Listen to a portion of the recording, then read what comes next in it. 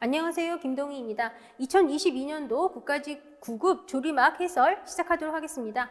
본격적인 해설을 시작하기 전에 각 파트별 출제 빈도 먼저 말씀드리겠습니다. 우리 교재 기준으로 올해에는 파트 1에서는 출제가 되지 않았습니다.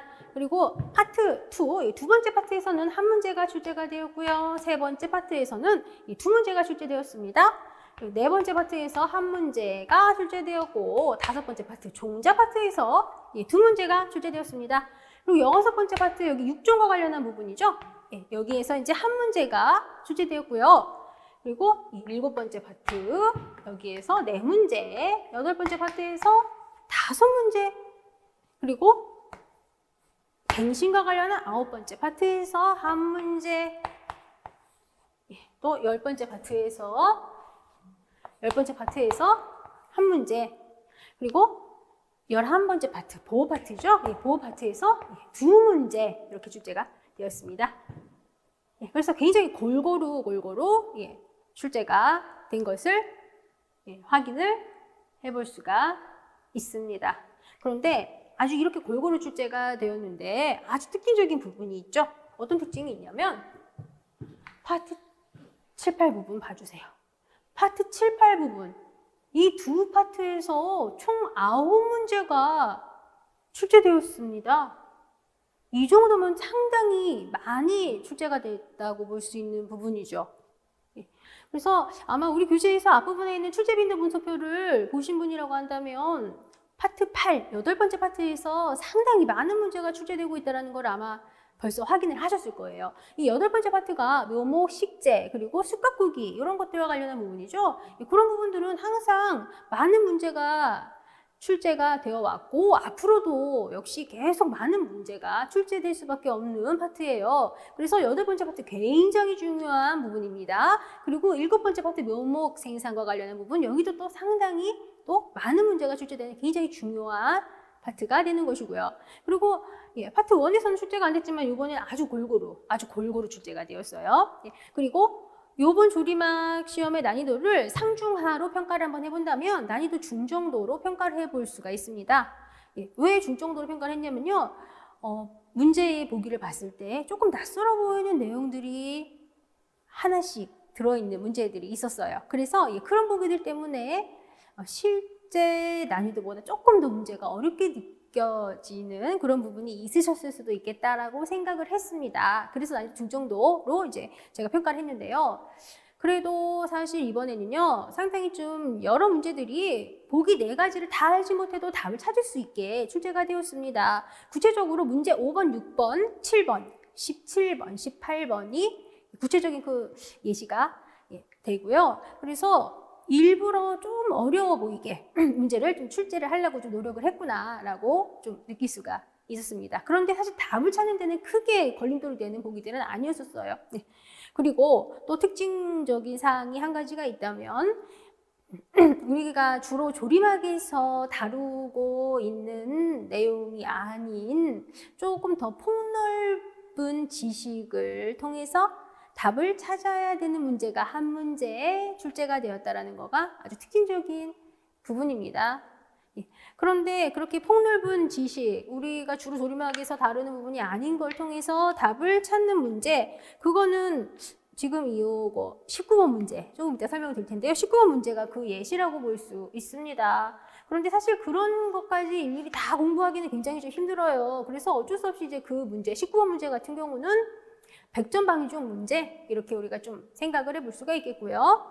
그리고 또 아주 중요한 특징이 있다면 또 지엽적인 부분에서 출제하려고 많이 노력을 했다는 거, 그것도 또 특징이라고 볼 수 있습니다. 그래서 구체적으로 우리 문제 20번 같은 경우요, 평소에 중요하게 다뤄지지 않았었던 내용인데 출제가 되었어요. 그래서 전보다 더 이론서를 꼼꼼하게 보셔야 고득점 하실 수 있게 문제가 출제가 되었습니다. 제가 봤을 때 조리막 문제가 그래도 점점 매년 해가 지날수록 수준이 높아지고 있다라고 볼 수 있다고 느꼈어요.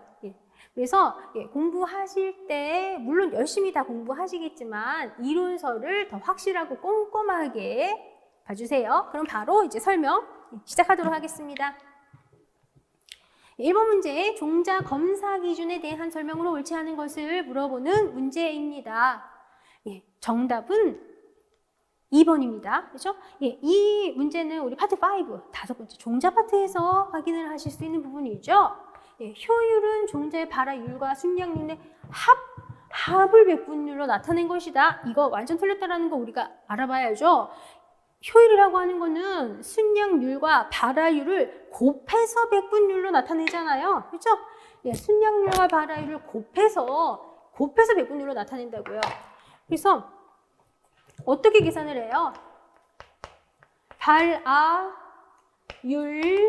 곱하기 순량률 나누기 100 이렇게 해서 우리가 계산합니다. 그래서 구체적으로 예시를 한번 숫자로 한번 들어볼까요? 예를 들어서 발화율이 50%이다. 그리고 순량률이 60%이다. 그러면 이런 조건일 때에는 50 곱하기 60 나누기 100 이렇게 해서 30 이게 효율이 된다고요. 그래서 발화율과 순량률의 합을 유율로 나타내는 게 아니라 발화율과 순량률을 곱해서 백분율로 나타낸다. 그래서 1번 문제의 정답은 2번입니다. 그리고 여기 이제 상수리나무, 동백나무 종자는 순량률 측정을 대체로 하지 않는다. 이거 역시 우리 교재에 써 있습니다. 일단 순량률이라고 하는 것은 정선 종자의 순도를 나타내는 용어입니다. 그런데 참나무, 류, 동백나무, 비자나무, 호두나무 이렇게 굉장히 종자가 큰 대립종자 또는 정선을 한 후에도 낙엽송처럼 날개를 달고 있는 종자 그리고 목련처럼 과육이 붙어있는 종자들은 정확한 순량률을 구하기가 어렵습니다. 그래서 순량률을 구하지 않는 경우가 많습니다. 이거 우리 교재에 다 써 있습니다. 그리고 지금 여기 3번 보시면요. 발화력이라고 하는 게 있습니다. 발화력은요. 그냥 단순하게 발화율이에요. 그래서 우리 교재를 보시면 어떤 사항이 나와 있냐면 발화력 또는 발화율이라고 하는 것은 일정 기간 동안 발화된 종자의 수를 전체 시료 종자 수로 나눠서 백분율을 표시한다라는 사항이 써 있어요. 발화율, 발화력 같은 걸로 생각하시면 됩니다. 그래서 이것도 역시 맞는 얘기죠. 용적중의정이 우리 교재 그대로 이거 써 있고요. 그죠? 그래서 1번 문제 정답 2번이고요. 이제 2번으로 한번 가보도록 하겠습니다. 지존 작업에 대한 설명으로 옳은 것을 물어보는 문제입니다. 이 지존 작업이라고 하는 것은 뭐예요? 이건 이제 조림지 준비 작업이라고 하는 것이죠. 그리고 이 지존 작업이라고 하는 거 이것도 역시 이제 8번째 파트에서 우리가 이제 확인을 할 수가 있는 것이고요. 옳은 거는 정답은 이제 3번입니다. 지금 1번부터 한번 보도록 하겠습니다. 제초제를 이용한 화학적 방법은 대면적 인지를 대상으로 하는 경우가 많아요. 여기까지는 좋습니다. 그죠? 그런데 인력과 비용이 많이 소요된다라고 얘기를 하네요. 우리 제초제를 이용한 거, 이거 같은 경우는 이제 뭐 대면적 인지를 대상으로 그냥 약만 뿌리면 되니까 간편하게 작업을 할 수가 있어요. 그래서 인력과 비용이 많이 소요되는 게 아니라 인력과 비용을 절감을 할 수 있다. 이렇게 얘기를 합니다. 그래서 대면적 인지를 대상으로 아주 간편하게 작업을 할 수 있으니까 약만 뿌리면 되니까 인력과 경비를 절감할 수 있습니다. 그래서 1번 틀렸습니다. 2번 봐주세요. 화이법이라고 하는 것이 있습니다. 화이법이라고 하는 것은 우리가 소각법이라고도 얘기를 합니다. 식재 지역에 불을 놔서 잡초, 관목 같은 애들을 싹 없애는 방식입니다. 이거는 그냥 싹 불을 놓으면 돼요. 그래서 이 소각법 또는 화이법이라고 하는 것도 작업 방법이 좀 간편합니다. 그리고 불을 넣으면 되잖아요. 그래서 이것도 비교적 뭐 인력이라든지 비용도 적게 들어요.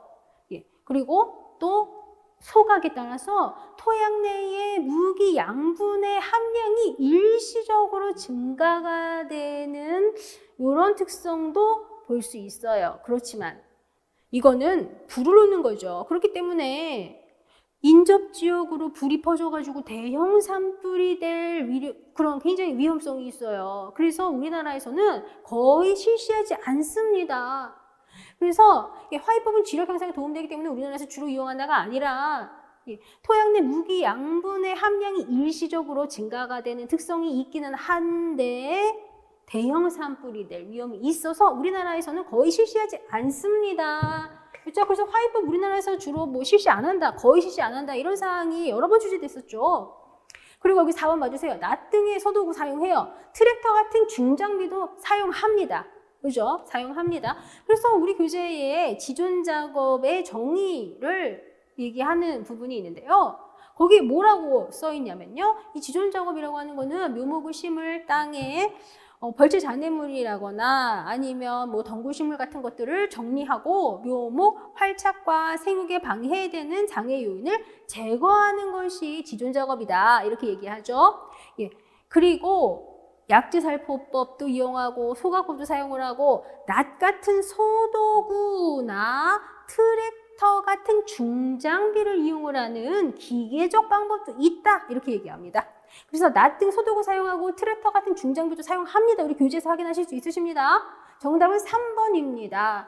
예, 우리가 이렇게 지존 작업이라고 하는 것을 실시를 하면 식재에 방해되는 경쟁 식생과 별채잔해물 제거 이런 좋은 효과가 얻을 수가 있죠. 그래서 우리 조림지 준비 작업의 효과에 아마 첫 번째로 나와 있는 사항이 경쟁 식생의 경합을 완화시킬 수 있다는 사항이 첫 번째로 나와 있을 거예요. 그리고 또 벌채 잔해물을 제거를 해줌으로써 식재 작업 조건 개선할 수 있다. 이런 사항도 언급이 되고 있습니다. 그리고 조림지 준비 작업의 효과 다른 것들도 몇 가지만 한번 얘기해 보도록 하겠습니다. 과습한 지역이라고 한다면 지존 작업을 실시할 때, 조림지 준비 작업 실시할 때 배수로를 만들어서 초기에 토양 수분 상태 개선할 수도 있고요. 그리고 상층부 밀도를 조절을 해줌으로써 식재된 묘목의 초기 활착 그리고 생장을 개선을 시킬 수 있다라는 사항까지도 확인하실 수 있으시죠? 그리고 산림의 경관미학적인 가치도 개선을 할 수 있고 산불 위험도 줄일 수 있다. 이런 사항까지 다 확인하실 수 있으십니다. 굉장히 여러 가지 효과가 있지만 몇 가지만 말씀드렸습니다. 그래서 2번 문제 정답 3번이고요. 3번 보도록 하겠습니다. 묘목 나이에 대한 설명으로 옳지 않은 것을 물어보는 문제이고요. 이 문제의 정답은 4번입니다. 그리고 지금 이 문제는 우리 교재 7번째 파트에서 확인하실 수 있는 부분입니다. 지금 이게 왜 틀렸냐면요. 파종상에서 1년이라고 되어 있어요. 여기서 틀렸죠. 지금 여기 봐주세요. 여기 2라고 숫자가 써 있잖아요. 파종상에서 1년 산 게 아니라 파종상에서 2년을 살았습니다. 그죠?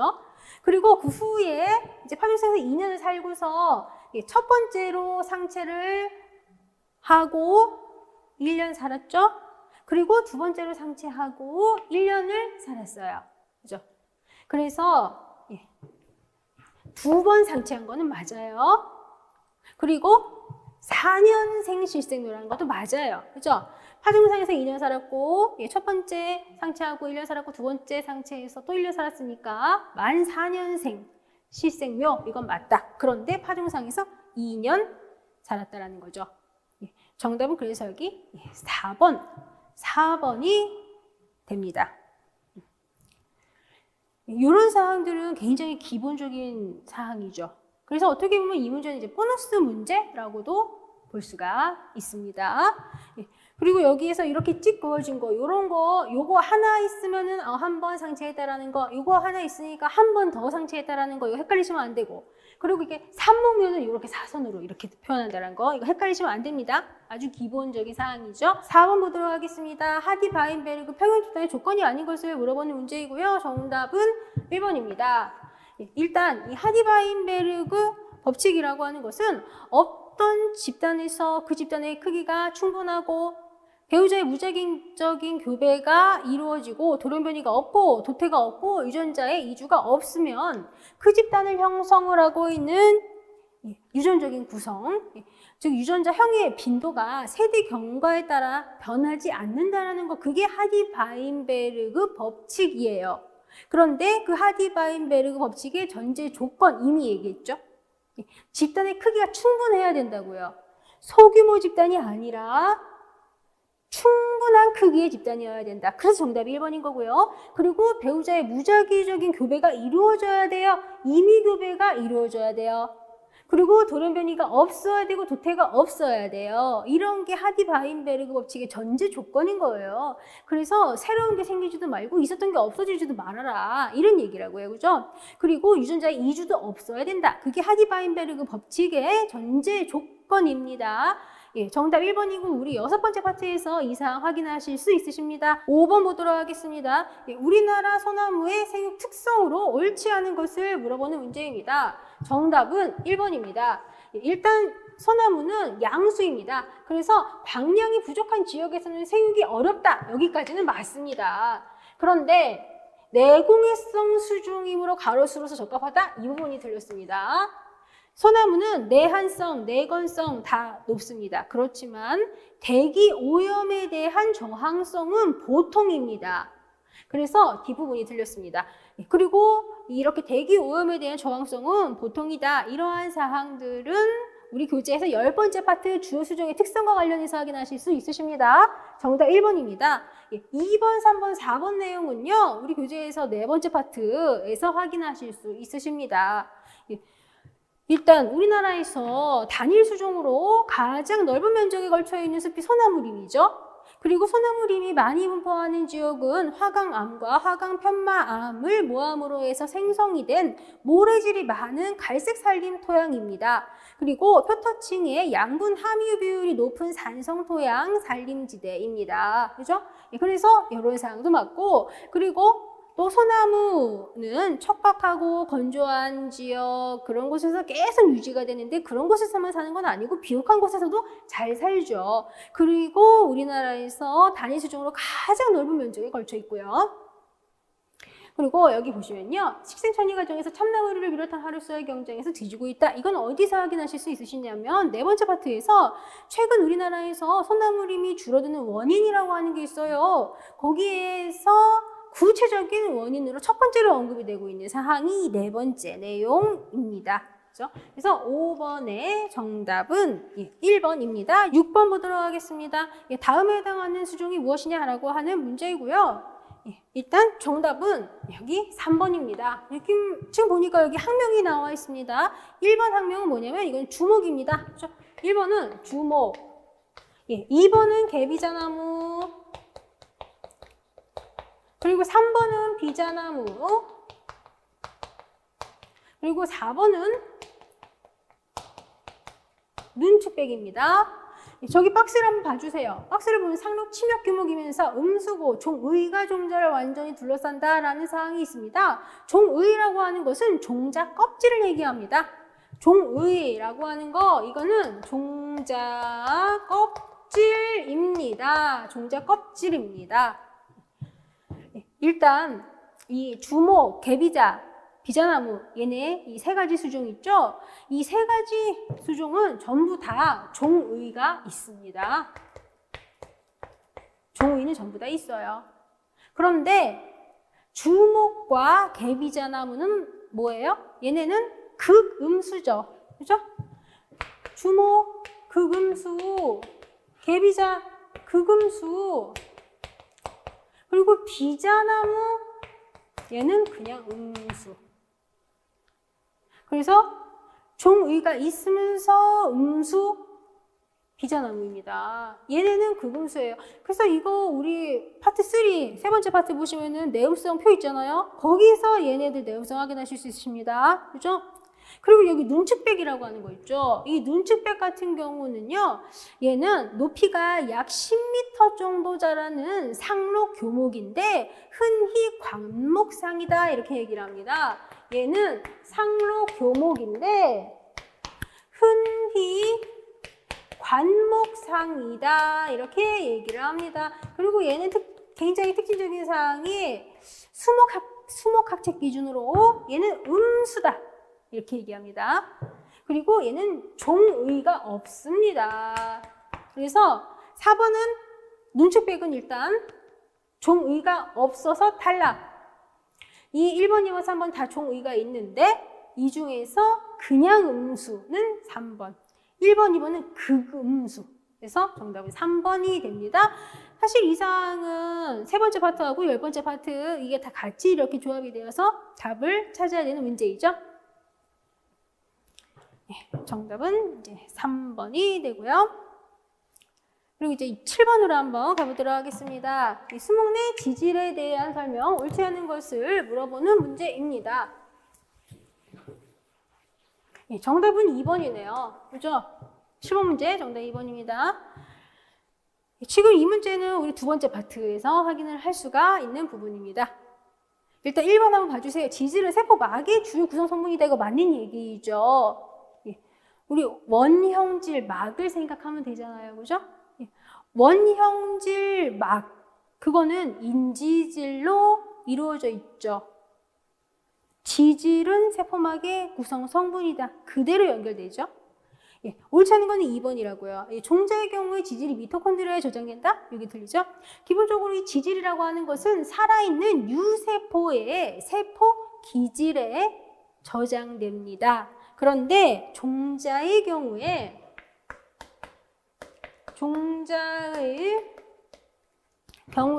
자역과 배유에 있어요. 지질은요. 자역과 배유에 있으며, 지질은 종자의 경우 자역과 배유에 있으며 세포 소기관의 일종인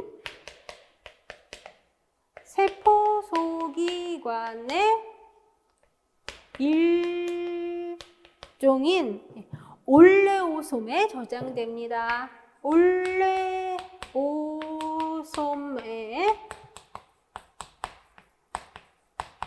저장이 됩니다.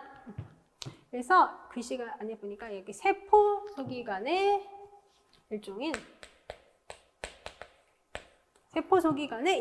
올레오솜에 저장된다. 자, 종자의 경우에 자유과 배유에 있고 세포 소기관의 일종 올레오솜에 저장이 됩니다. 정답은 2번입니다. 예. 그리고 여기 3번 한번 봐주세요. 영양 조직의 지질 함량은 보통 건중량의 1% 미만이다.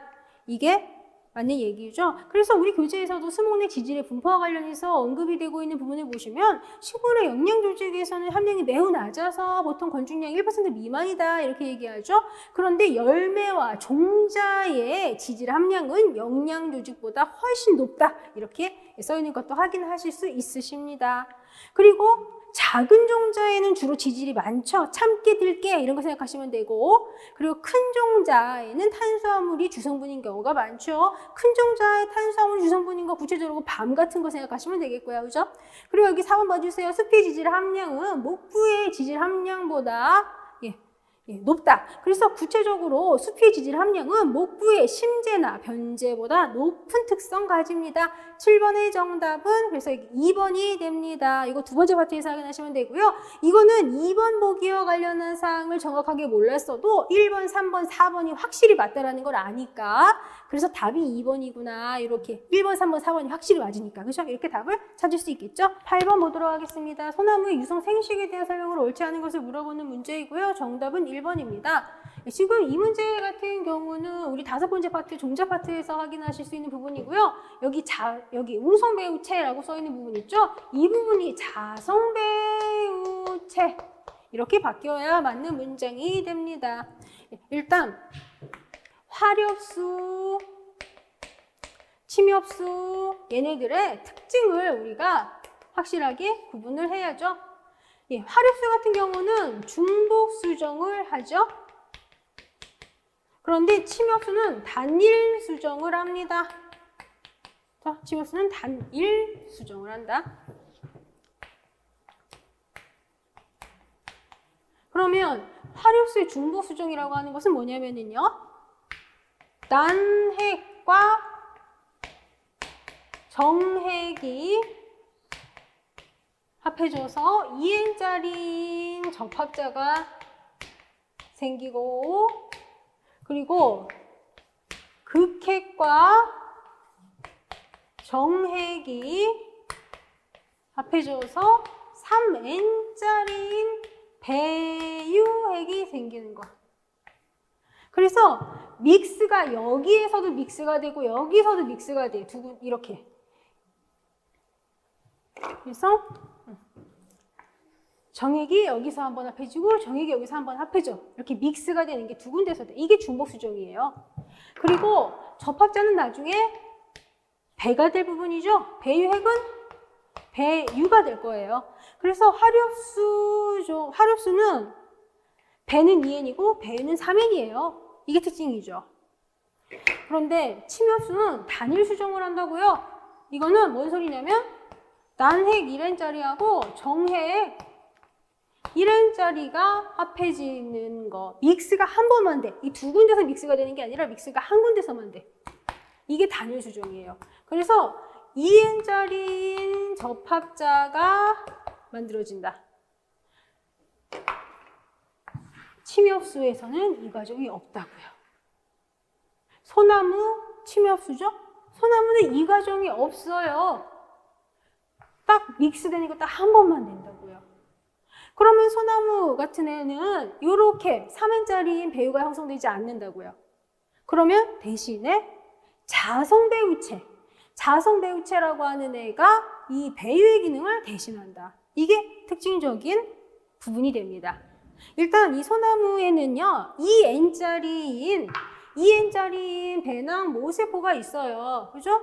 배낭 모세포가 있는데, 배낭 모세포가 감수 분열을 하면 1N짜리 세포가 4개가 만들어지죠. 1N짜리 세포 4개가 만들어지는데, 그 중에서 1개만 살아남죠? 4개 중 1개만 살아남아요. 그런데 그 1개 살아남은 애는 크기가 커요. 그래서 걔를 우리가 뭐라고 부르냐면은 걔를 우리가 대포자라고 부른다. 그죠?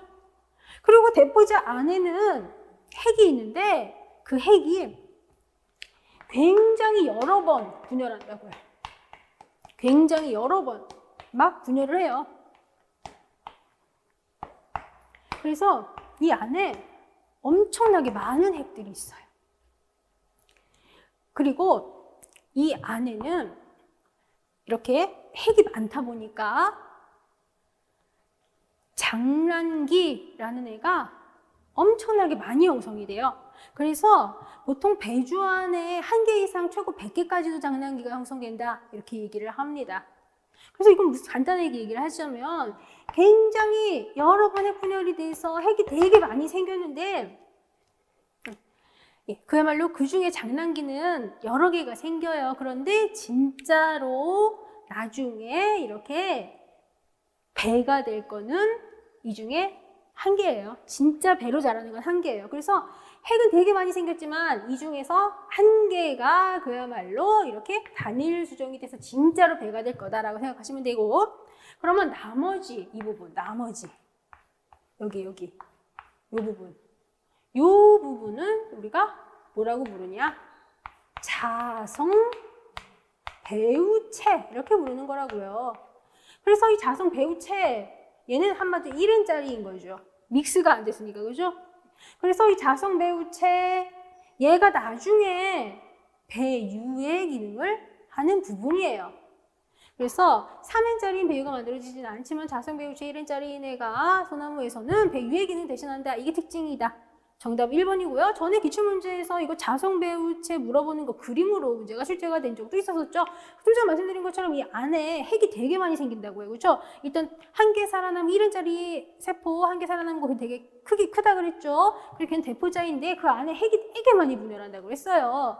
그러다 보니까 1개 배주 안에 핵이 되게 많고 거기에는 1개 이상 약 100개까지도 장난기가 형성이 된다. 그런데 진짜로 믹스가 돼서 진짜 배가 될 거는 1개라고 했습니다. 그죠? 그리고 수간이 상부에 주로 암꽃이 달리고 수간 하부에 이제 수꽃이 달리는 이런 특성을 가지고 있어요. 그래서 암꽃은 주로 수간 상부, 수간 하부에는 수꽃. 그리고 암꽃은 주로 활력이 있고 아주 힘센 가지 부분에 많이 달리죠. 그리고 수꽃이 암꽃보다 먼저 형성된다? 침엽수, 화렵수 전부 다 수꽃에 꽂는 원기 형성이 암꽃 꽂는 원기 형성되는 것보다 약 15일에서 30일 정도 훨씬 더 빠른 특성 가집니다. 그래서 여기 8번의 정답은 1번입니다. 그리고 이거 꼭 반드시 기억하셔야 돼요. 요거 화렵수는 배유가 3N인데 침엽수는 배유가 1N이라는 거. 믹스가 돼서 만들어진 게 아니라는 거예요. 그죠? 자성 배우체가 배유의 역할을 한다라는 거. 헷갈리지 마시고 반드시 요거. 3N짜리 배유는 화렵수, 그리고 침엽수는 1N짜리인데 이거 꼭 반드시 구분하셔야 됩니다. 자성 배우체가 이거 배유의 기능을 한다는 거고요. 그리고 이제 9번으로 한번 가보도록 하겠습니다. 삽목에 대한 설명으로 옳지 않은 것을 물어보는 이제 문제입니다. 이거 7번째 파트에서 우리가 또 확인을 할 수가 있는 부분입니다. 이거 정답은 이제 4번이 됩니다. 그렇죠? 일단 삽수의 시인율이 높을 때 발근이 잘 된다. 이거는 뭐 기본이죠. 그죠? 그리고 생식지보다 영양제에서 채취한 삽수 발근이 더 잘 되죠. 왜 그러냐면 생식지라고 하는 부분은요. 생식기관인 꽃이 달린다고요. 그러면 생식기관인 꽃이 달리면 꽃에서 양분 많이 빨아가잖아요. 그렇기 때문에 생식지 같은 경우는 가지 자체에 양분이 많을 수가 없어요. CN이 높을 수가 없다고요. 근데 영양지라고 하는 건 꽃 안 달려 있어요. 그러니까 가지 자체가 탄수화물을 충분히 가지고 있는 건 당연히 영양지가 되겠죠. 그래서 생식지보다 영양지가 CN율이 더 높아서 생식지는 꽃이 탄수화물 다 가져가니까. 그죠? 그래서 영양지가 CN율이 높으니까 영양지에서 채취한 삽수가 훨씬 더 발근 잘 됩니다. 그리고 늙은 나무보다 어린 나무에서 채취한 삽수 발근이 훨씬 더 잘 되죠. 이거 뭐 말할 필요도 없어요. 항상 제가 이거랑 관련해서 어떤 거 말씀을 드려요. 우리 사람도 어렸을 때하고 늙었을 때를 한번 생각을 해보면 어렸을 때는 세포 분열이 잘 되잖아요. 사람도. 그래서 다쳐도 금방 아물잖아요. 상처가. 그런데 점점 나이 먹을수록 상처가 아무는 속도가 달라. 그 왜 그래요? 세포 분열되는 게 옛날에는 다르기 때문인 거예요. 결국 삽목 발근됐다는 건 뭔 소리예요? 세포 분열이 왕성하게 잘 일어난다는 거잖아요. 당연히 어린 애들이 세포 분열이 왕성하게 잘 일어나니까 발근이 더 잘 되는 거죠.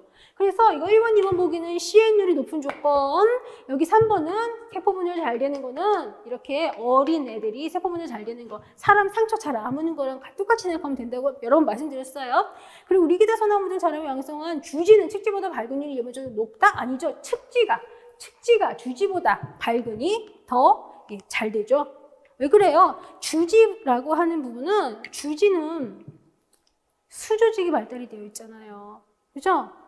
그런데 측지는 수조직이 발달되어 있지 않아요. 그죠? 그래서 살아있는 세포들 위주로 구성된 게 측지예요. 주지보다 측지라고요. 그러니까 측지가 더 발근이 잘 된다고요. 그래서 주지보다 측지에서 삽목 발근 잘 된다. 주지는 수조직이 발달되어 있기 때문이다. 측지는 수조직 발달 많이 안 되어 있으니까 수조직 많이 발달 안 되어 있는 측지가 살아있는 세포가 더 훨씬 더 많은 거. 그런 애들이 발근 잘 돼요. 그리고 또 추가적으로 가지의 선단부보다는 기부가 발근도 잘 된다는 것까지도 기억을 해주시고요. 정답은 여기 4번입니다. 측지가 발근도 잘 된다는 거 꼭 기억하셔야 돼요. 10번으로 한번 가보도록 하겠습니다. 조직 배양에 대한 설명으로 옳은 것만을 고른 것을 물어보고 있습니다. 정답 4번이네요. 그죠? 9번도 정답이 4번이었는데 10번도 정답이 4번이네요. 그죠? 지금 여기 보시면요. 여기에 정답은 10번도 정답이 4번. 이것도 역시 7번째 파트에서 확인하실 수 있으시고요. 이거 니은, 디귿, 리을은 다 맞아요. 그런데 1번이 여기 기억번 왜 틀렸냐면요. IBA는 기내 발근에 효과가 없는 게 아니라 있다. 효과가 있다. 이렇게 들어가야죠. IBA 옥신계 물질입니다. 삽수 발근 잘 되게 하는 거가 어떤 거였어요? 그런 거 옥신계 물질이었죠.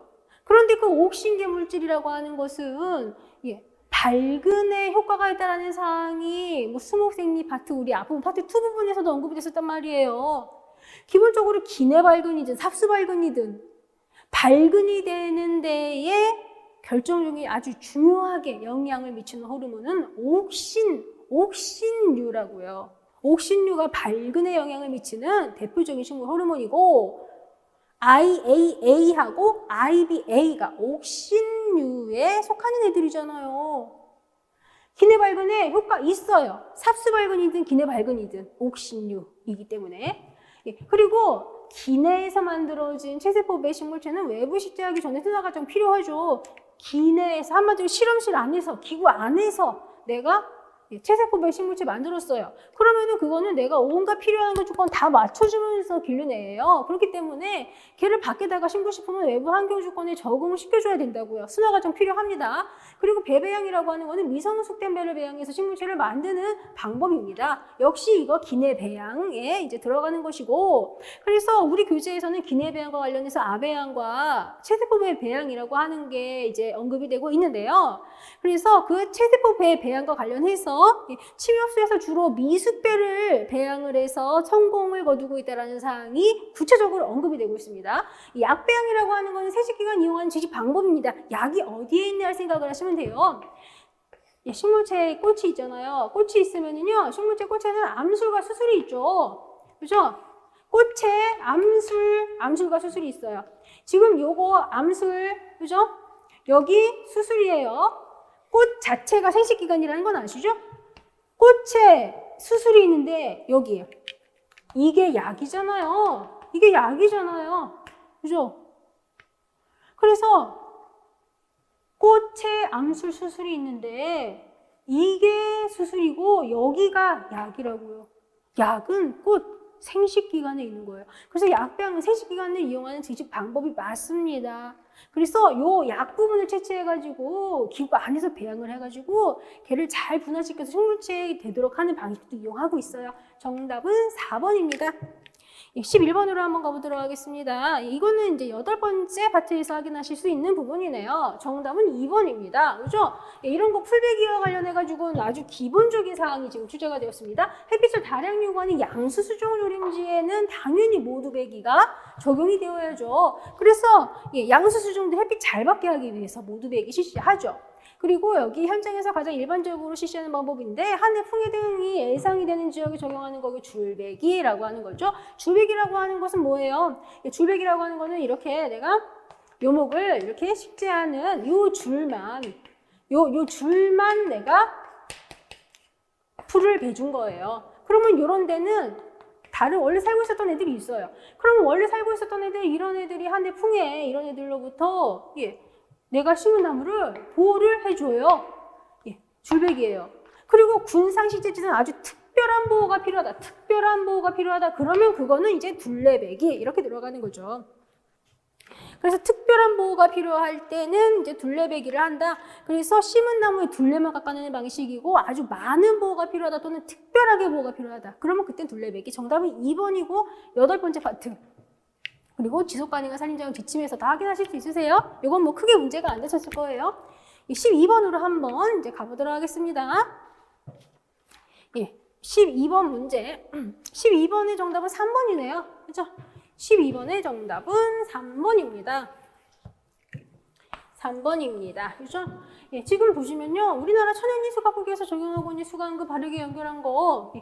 정답 3번. 일단 1번, 3번, 여기 기억번 한번 가번 봐주세요. 가번. 미래목과 함께 선발되지는 않았으나 미래목과 충분한 거리로 떨어져 있어서 미래목에 영향 주지 않고 인분 구성에 필요한 예비목이다. 이거 그냥 우리 교재에 있는 내용 그냥 아주 그대로 써 있어요. 그죠? 일단 우리나라 천연미술가꾸기에서 적용하고 있는 수영급이라고 하는 거 구체적으로 어떤 애들이 있냐. 먼저 미래목이라고 하는 것이 있고 그리고 중용목, 보호목, 중용목, 보호목, 그리고 방해목, 무관목, 무관목 이렇게 5가지로 우리가 구분하고 있어요. 이 미래목이라고 하는 건 뭐예요? 이 미래목이라고 하는 거는 제일 질이 좋은 나무예요. 그래서 내가 찜해놓는 나무죠. 내가 널 나중에 이용하겠어 라고 찜해놓는 나무 최종 수확목으로 남겨주는 게 미래목이라고요. 그런데 이 중용목이라고 하는 것은요. 미래목과 함께 선발되지 못한 우세목 또는 준우세목이에요. 그리고 얘는 미래목하고 충분한 거리로 떨어져 있어서 미래목에 영향을 주지 않아요. 그리고 인분 구성에 필요한 예비목이라고요. 그런데 중용목은 나중에 인분 밀도가 과밀해지면 간벌제로 이용이 될 수도 있고 아니면 미래목으로 대체가 될 수도 있고요.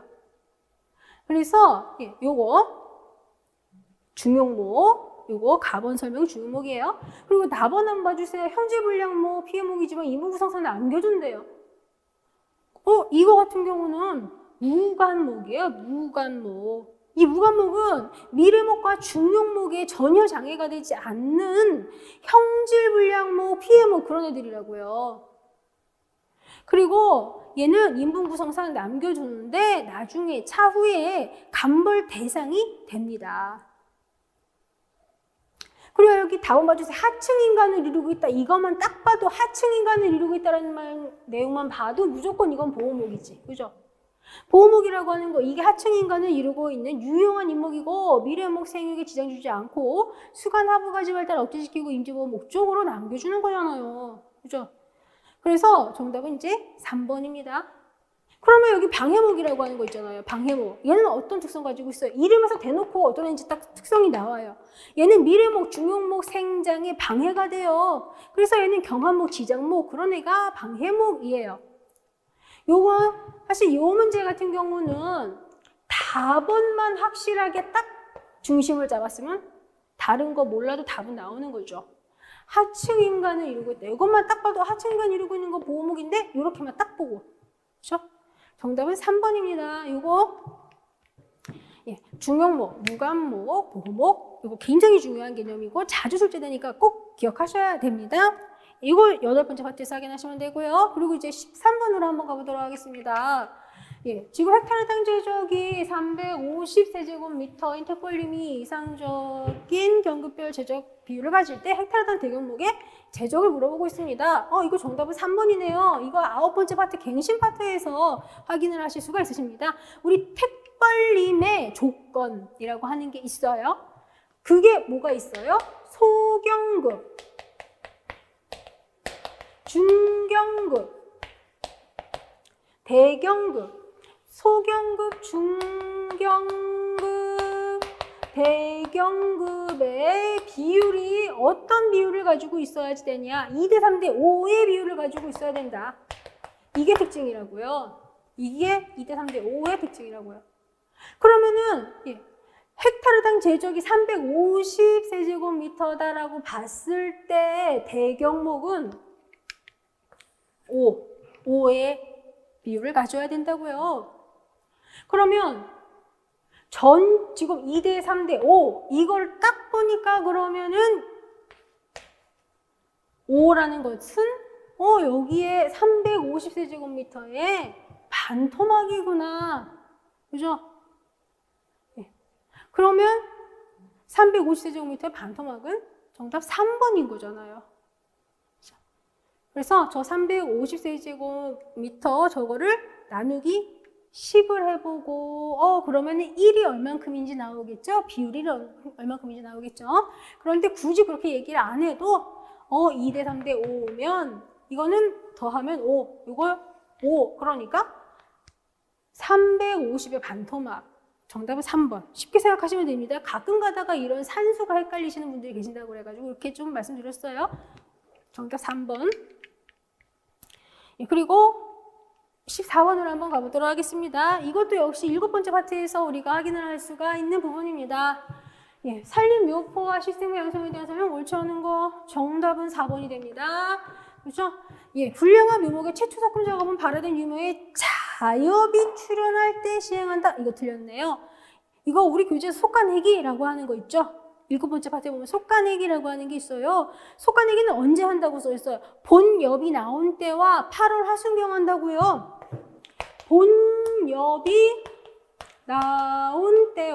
본엽이 나온 때와 8월 하순경에 속간해기를 실시한다. 그죠? 속금 작업, 이거 속간해기 얘기하는 것이다. 속간해기는 본엽이 나온 때와 8월 하순경이다. 라는 얘기입니다. 그래서 14번의 정답은 4번이고 이거 7번째 파트에서 확인하시면 됩니다. 지금 여기 1번 같은 경우는 단순히 파종묘포의 정의를 알고 있냐라는 거죠. 그리고 여기 2번 봐주세요. 물푸른나무 조파하고 강비나무는 산파한다. 이것도 역시 맞는 얘기예요. 그래서 소립 아주 굉장히 좀 세립종자 세립종자들 있죠. 가문비나무, 뭐 낙엽송, 삼나무, 편백 이런 세립종자들은 대부분 흩어뿌림, 산파를 실시를 하는데 물풀에 당풍 이런 중립종자들은 조파, 줄뿌림을 하죠. 밤나무, 호두나무 같은 그런 대립종자들 그런 애들은 전뿌림을 하고요.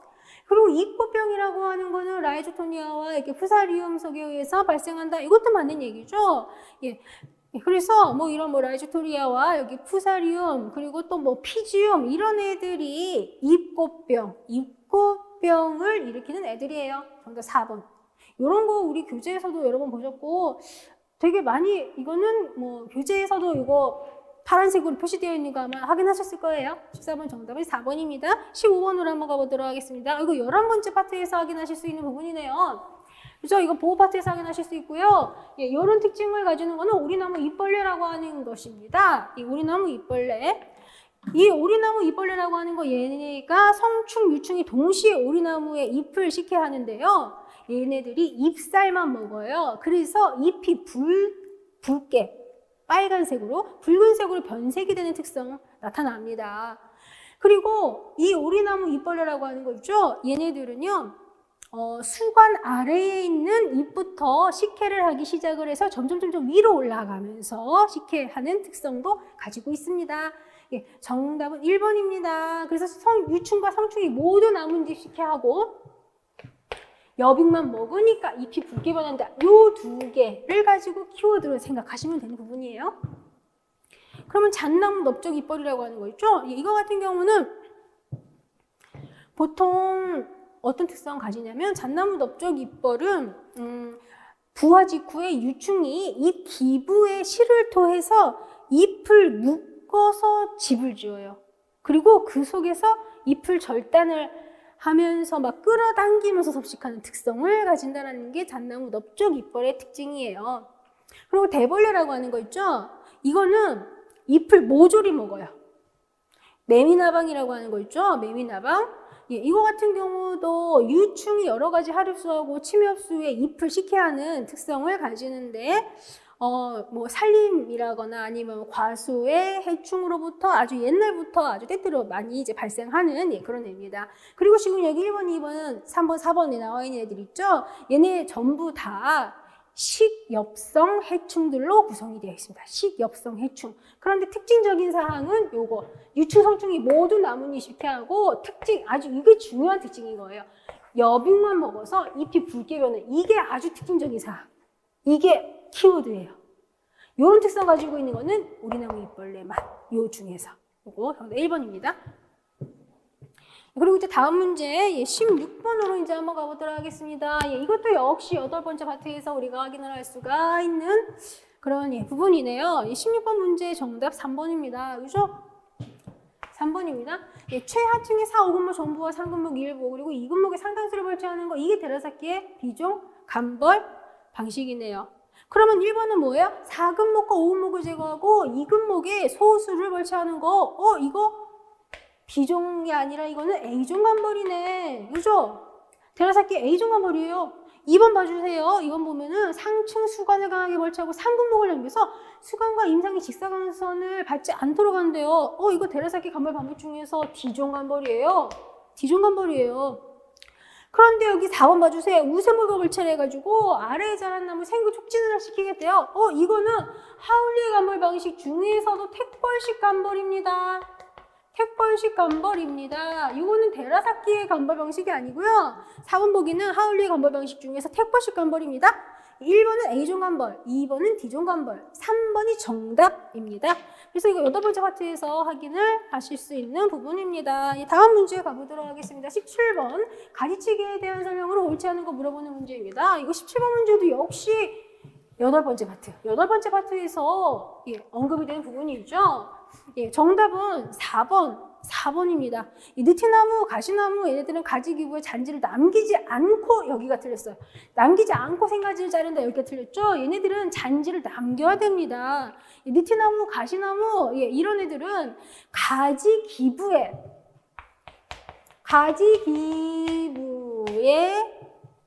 잔지를 남겨서 생가지를 쳐요. 잔지를 남겨서 생가지를 친다. 그런데 여기서 끝나는 게 아니에요. 일단 이렇게 잔지를 남겨서 생가지를 치죠. 그러면은 내가 남긴 잔지 부분이 고사해서 인공적인 보호층이 형성이 됩니다. 그리고 나서 몇 년 뒤에 잔지는 자연적으로 떨어지기도 하지만 우리가 가서 다시 절단을 해줍니다. 그러면 이거는 잔지를 남기고 절단했다가 다시 가서 또 절단했으니까 두 번 잘랐잖아요. 이거 우리가 뭐라고 얘기하냐면 이회치기법이라고 얘기합니다. 이회치기법이라고 우리가 이제 얘기를 하는 방식이고요. 이런 것은 가지치기 방식 중에서도 이제 특수법에 속한다라는 게 특징이죠. 그리고 사실 가지치기와 관련해서 이 사항이 지금까지만 엄청 중요하게 다뤄진 적은 별로 없었는데 좀 지역적인 사항이 이번에 이제 출제가 됐다고 볼 수 있습니다. 그런데 이 4번 내용 같은 경우는 굉장히 좀 지역적인 부분에서 출제가 되었는데 1번, 2번, 3번이 확실하게 맞으니까 그러면 혹시 답이 4번인가? 이렇게 아마 생각을 하신 분들도 계셨을 거예요. 그렇게 해서 답을 찾으셨으면 아주 잘하신 거예요. 예, 그리고 이거 침입수 절대면 줄기 평행하도록 자르고 하루씩 지음부 상하지 않도록 자른다. 이거 지속 가능한 살인장을 뒤치면서 확인하실 수 있잖아요. 그대로 써 있어요. 그리고 가운비 자작 얘네들은 부후의 위험성이 있으므로 죽은 가지와 세약한 가지를 잘라준다. 이거 맞는 얘기죠. 그래서 우리 가지치기 대상수종을 보면 생가지치기로 부후의 위험이 있어서 원칙적으로 고지치기만 하는 애들 이런 애들이 있어요. 거기에 자작, 가문비, 버드, 사시 이런 애들 써 있는 거 확인하실 수 있으십니다. 정답은 4번이에요. 네, 그리고 18번으로 한번 가보도록 하겠습니다. 네, 옳지 않은 거 정답 1번입니다. 1번입니다. 이것도 역시 우리 환경 파트에서 우리가 확인을 할 수가 있는 부분이죠. 그래서 세 번째 파트, 그렇죠? 정답은 1번인데요. 은행나무하고 상수리나무는 진정내건성 수종이 아니다가 아니라 진정내건성 수종이 맞아요. 그래서 정답이 1번입니다. 그런데 이 사항 같은 경우도 이 문제도 이 2번, 3번, 4번, 2번, 3번, 4번이 맞으니까 그러면 답이 1번인가? 이렇게 생각하셨으면 아주 생각 잘하신 거고 예, 그렇게 답을 찾으시라고 아마 문제를 냈을 거예요. 정답은 1번입니다. 일단 우리 이런 거 건성식물과 관련해서 건조 탈출식물이라고 하는 애가 있죠. 건조 탈출식물, 여기 3번 보기에서 얘기하고 있는 거. 먼저 이거부터 한번 얘기해 볼게요. 건조 탈출식물은요, 수분이 부족할 때는 생리대사 기능을 멈추죠. 그리고 굉장히 왜소한 특징 가지고 있고요. 뿌리와 지상부의 비율을 얘기했을 때, 우리 교재에 RT 비율이라고 표시하죠. 이렇게 RT 비율이 굉장히 크다 이렇게 얘기해요. 이게 뿌리, 지상부, 그죠? 그리고 이 건조 탈출형 식물은 생활사 기간이 매우 짧다라는 게 아주 특징적인 부분입니다. 예. 그리고 또 이 내건성 식물이라고 하는 것은 건조 회피형과 또 진정 내건성 식물 이렇게도 구분을 할 수가 있습니다. 그죠? 건조 회피형이라고 하는 것은 얘네는 수분 절약형과 수분 소비형 두 가지로 구분을 할 수가 있죠. 이게 수분 절약형, 이게 수분 소비형이에요. 그죠? 그래서 수분 절약형이라고 하는 것은 내 몸에 들어있는 물을 안 잃어버려. 이게 수분 절약형이에요. 그래서 수분을 많이 저장을 하고 두꺼운 큐티클층이 있어갖고 수분 손실을 줄이고 그런 게 수분 절약형인데 수분 흡수를 높이는 전략을 이용을 하는 거 이거는 수분 소비형이라고. 이건 뭔 소리냐면 이거는 그냥 어쩔 수 없이 물 날아가려면 날아가라. 나는 어차피 뿌리에서 수분을 막 굉장히 막 잘 흡수하니까 날아가는 만큼 빨리빨리 흡수해가지고 그걸 채울 거야. 그렇게 하는 거가 수분 소비형이라고 하는 거죠. 그래서 수분 소비형 식물은 뿌리의 수분 흡수 능력이 굉장히 뛰어나기 때문에 그래서 기공에서 수분이 날아가도 빨리빨리 흡수해서 채워줄 수 있다고요. 이렇게 들어가죠. 그리고 여기 ABA라고 하는 거. 이 ABA는 수분 스트레스에 아주 민감하게 반응한다. 그죠? 그래서 이 ABA라고 하는 거는 식물체가 수분 스트레스를 받았을 때에 ABA의 농도가 높아진다. 이런 거 우리 굉장히 중요하게 다뤘었습니다. 그죠? 그래서 ABA는 수분 스트레스하고 바로 연결이 되셔야 돼요. 정답 1번이에요. 쟤네 은행나무, 상수리나무, 진정 내건성 수종이 맞기 때문에 정답이 1번. 그래서 여기에 나와 있는 거 전부 다 우리 교재 이제 확인하실 수 있는 부분입니다. 그러면 이 외에도 소나무하고 리기다 소나무 같은 경우도 진정 내건성 수종에 포함되는 수종으로 같이 기억하시면 좋겠습니다. 19번 보도록 하겠습니다. 산림 토양에 대한 설명으로 옳지 않은 것을 물어보는 문제이고요. 정답은 2번입니다. 지금 이 19번 문제 같은 경우는 우리가 되게 자주 다루는 그런 대학교재 내용에서 출제가 된 것이 아니기 때문에 낯선 내용으로 느껴지시는 게 정상이고요. 100점 방지용 문제라고 볼 수 있습니다. 일단 정답은 2번인데요. 1번부터 한번 말씀드려보도록 하겠습니다.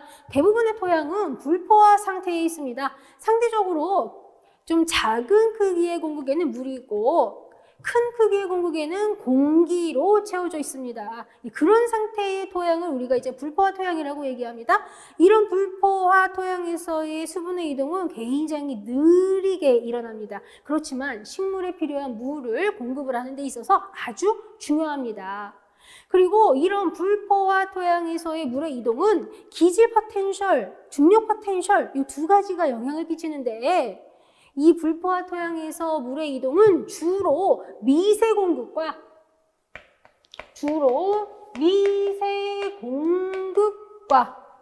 그리고 토양 입자 표면에 흡착된 물이 이동하기 때문에 토양 입자 표면에 흡착된 물이 이동하기 때문에 그래서 주로 기질 포텐셜에 의해 일어난다 이렇게 얘기를 하는 것입니다. 그리고 여기 2번을 한번 봐주세요. 우리나라의 토양 구성 목 중 N치설의 비율이 가장 높다 이렇게 얘기하네요.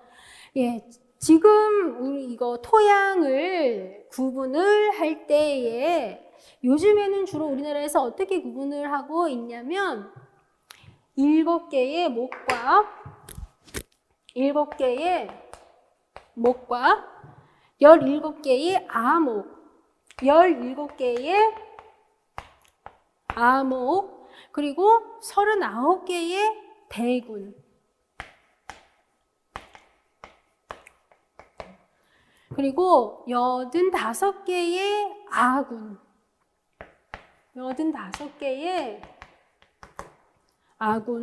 그리고 405개의 통으로 분류합니다.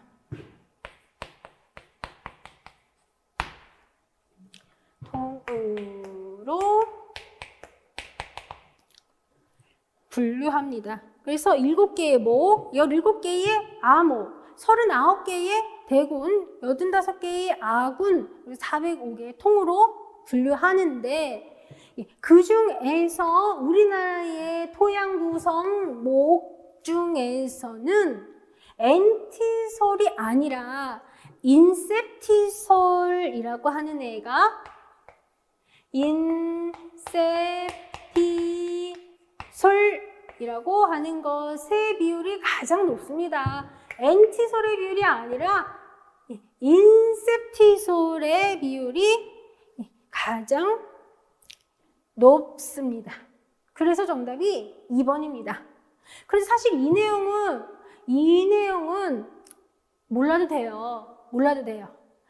되는데 제가 봤을 때는 1번, 3번, 4번을 알아서 답을 찾으면 좋겠다라고 생각을 하고 출제자가 문제를 냈을 거라고 생각이 들어요. 그래서 1번, 3번, 4번을 알기 때문에 답이 2번인가? 이렇게 찾으라고 문제를 냈을 거라고 생각을 하는데 그렇지만 출제자가 이 문제 출제했을 때에는 요 정도는 요거는 틀리겠지라고 생각하고 낸 100점 방지용 문제예요. 그리고 일일이 이런 거 7개 목 이런 것까지 우리가 일일이 다 공부하기는 힘들어요. 지금도 충분히 많아요. 그래서 이거는 인셉티솔이 가장 높다 이렇게 기억을 해 두시고 이런 거랑 관련해서 엄청 세부적인 사항까지 공부하려고 노력하실 필요는 없으실 것 같아요.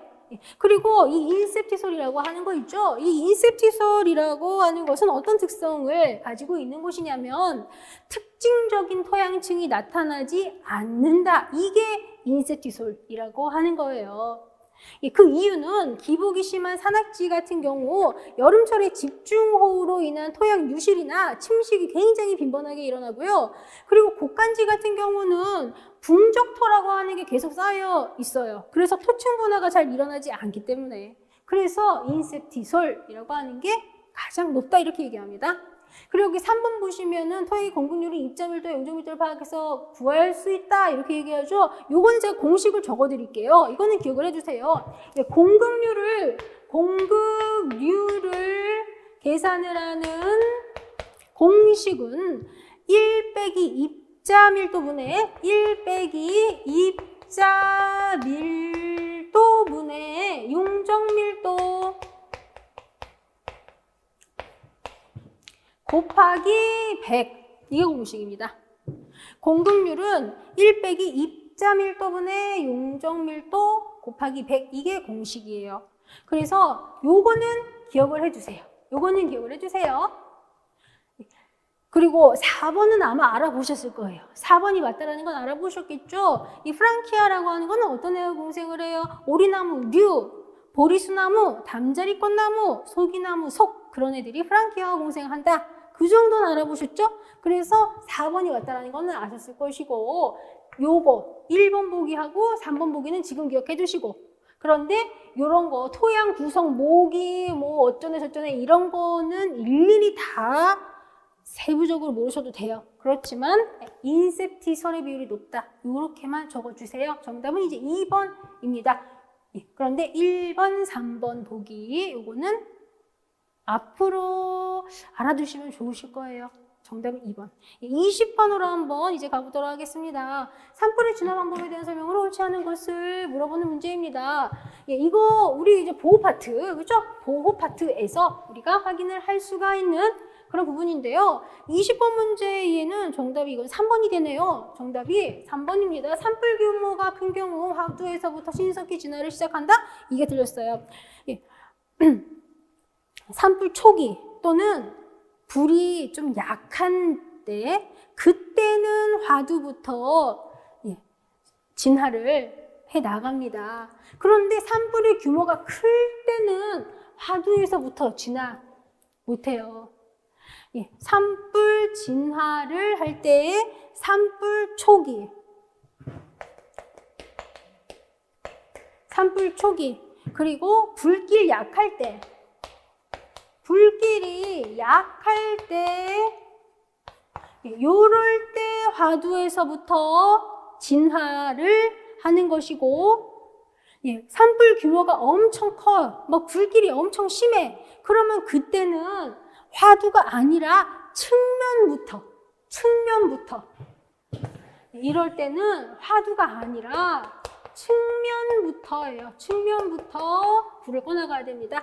산불 초기 불길 약할 때 이때는 화두에서부터 진화하지만 산불 규모가 크고 굉장히 불이 세. 그러면 그때는 측면부터 진화를 합니다. 정답 3번입니다. 이상 우리 교재에 보호 파트에 있어요. 그런데 좀 지엽적인 부분이고요. 지금까지는 이런 사항이 구체적으로 출제가 된 적은 별로 없었어요. 그런데 이제는 좀 더 꼼꼼하게 이론서를 더 주의 깊게 보셔야 되겠습니다. 정답은 이제 3번이죠. 그리고 여기 이제 간접 진화 뭐 이러한 사항들이 이제 있습니다. 이런 거 간단하게만 한번 얘기해 보도록 하겠습니다. 일단 우리가 산불을 끄는 거는 간접 진화 또는 간접 소화 이렇게 표현하는 게 있고 직접 진화 또는 직접 소화 이렇게 표현하는 게 있습니다. 그런데 직접 소화 또는 직접 진화 이런 거는요. 공기를 차단하는 방식 그게 직접 소화 또는 직접 진화 방법이에요. 그래서 지금 제가 공기를 차단한다라고 말씀드렸죠. 그게 산소를 제거하는 거. 이렇게 연결시키시면 됩니다. 그리고 간접 소화 또는 간접 진화 이렇게 표현하는 거가 맞불을 놓는 거 또는 연소 저지선을 설정하는 거. 그런 거예요. 네, 그리고 또 불이 난 인지 뒷불 정리는 광물질 토양이 노출되도록 한다. 이렇게 얘기를 하죠. 예. 이렇게 불이 난 인지 뒷불 정리할 때 광물질 토양이 노출되게 해야, 그래야 재연소 가능성을 없앨 수 있는 거예요. 그래서 우리 교재에도 보면요, 화재지 주위에 나지대를 만들어야 재연소 가능성이 없어진다, 이런 사항 써 있어요. 그래서 광물질 토양이 노출되도록 해야, 그래야 재연소 가능성이 없다, 요런 거 요거 기억을 해주시면 좋겠습니다. 그래서 20번의 정답은 이제 3번이고요. 임업경영학도 마찬가지고 조림학도 마찬가지고요. 공부하실 때 이론서 활용을 반드시 해주셔야 돼요. 무조건 문제만 보시면 안 됩니다. 그리고 기출문제를 자꾸 보죠. 그러면은 자꾸 보면은 굉장히 좋은 건데, 기출문제를 많이 보면 진짜 좋아요. 진짜 좋은데 그게 부작용이 있잖아요. 어떤 부작용이 있냐면 문제와 관련한 답만 외우게 된다는 부작용이 있어요. 그래서 조림학이든 임업경영학이든지 간에 기출문제 위주로 공부하시는 분들 같은 경우는 꼭 관련 이론 내용을 교재에서 반드시 확인하셔야 돼요. 그리고 이제는 기출된 내용은 나도 알고 남도 알고 모두 다 알아요. 모두 다 맞춰야 돼요. 그런데 좀 이제 기출이 안 됐었던 내용 또는 이제 새로운 유형으로 출제가 될 거, 그런 것들도 좀 습득을 하셔야 아무래도 남들보다 조금이라도 더 높은 점수를 얻어서 확실하게 합격하실 거 아니에요. 그렇죠? 그러니까 기출은 기본이에요. 기출은 나도 남도 다 기본.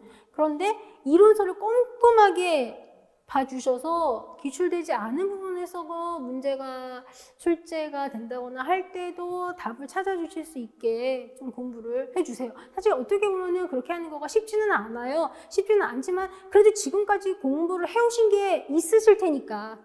그래서 지금까지 꾸준히 공부 열심히 하셨다라고 제가 믿기 때문에 그렇게 이제 말씀을 드리는 것입니다. 그리고 이론서, 임업경영 조림학 전부 다 꼭 반드시 이론서 꼭 정독해 주세요. 무조건 문제만 외우면 답만 외우게 된다고요. 좀 당부 좀 드릴 테니까 이론서를 꼭 열심히 읽어주세요.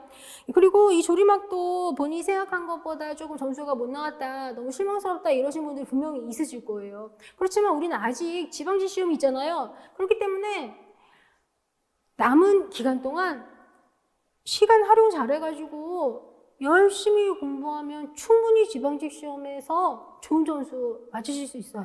그러니까 자신감 가지고 열심히 준비하셔서 올해 꼭 반드시 좋은 결과 얻으실 수 있도록 그렇게 좀 해주세요. 그럼 이제 여기서 조림학 해설 마치도록 하겠습니다.